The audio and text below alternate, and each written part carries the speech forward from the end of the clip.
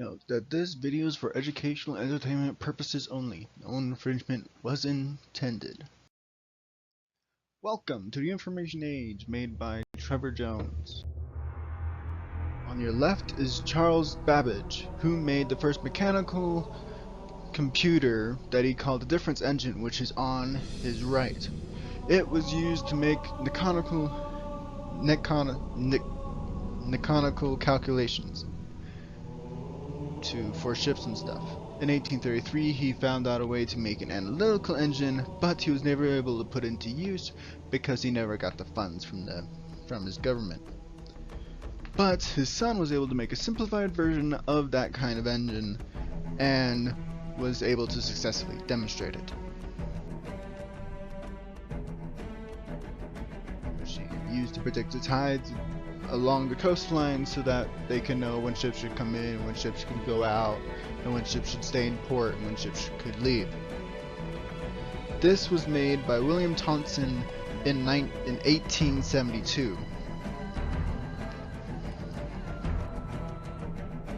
First, some odd digital computer was put onto a U.S. submarine, which was used in 1938 and was used as a torpedo guidance system. First person to use a programmable computer, although not stored programmable, I'll talk to you about that in a minute, was Konrad Zuse, who is German. He was going to make a Z4, but he was never able to get the proper funds since it was in World War II, and it wasn't war important by the German military, so they never funded him.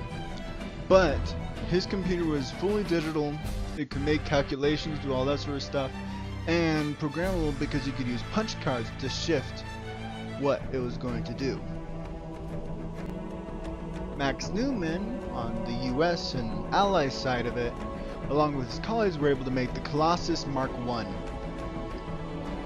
This was used to crack German codes and was much faster than humans could do. So that's what they did. They also made the Mark II, which was easier and bigger than the Mark I. It was also a lot faster, so they could win the war a lot faster. After these and World War II ended, the US made ENIAC, the biggest computer and the fastest computer in that time period. It was 1,000 times faster than any computer, and it was able to make 5,000 calculations a second. These are other examples of large computers that are made during that time, although I do not know their names. On the left of this person are transistor boards. These boards were put in place instead of vacuum tubes, which did basically what these things were, but these things were smaller, more compact, easier to make, and easier to use. They also used less electricity, and therefore were much better than vacuum tubes. And because of the transistors, these people were able to make the first integrated circuit.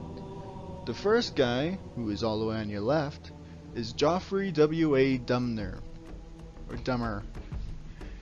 He first imagined what an integrated circuit would be. Jack Kilby worked at Texas Instruments and was able to make the first integrated circuit, although it was big, huge, chunky, not as efficient, and didn't work as well.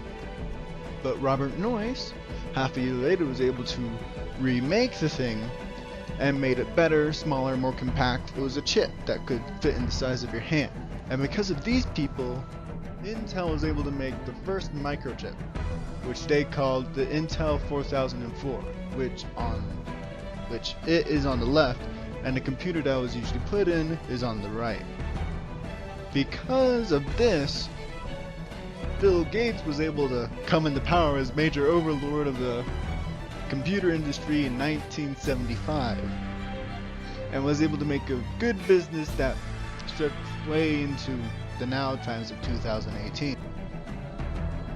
After that, 1 year later, Steve Jobs came into power by making Apple in 1976. And as you can see, he is on the left and his logos are on the right. And since these people had a clash of their computer empires, many computers were made, personal computers, gaming computers, all that sort of stuff, and they made it smaller, more efficient, and much faster than INAC or any other computer. Thank you for watching, and please enjoy the rest of the video.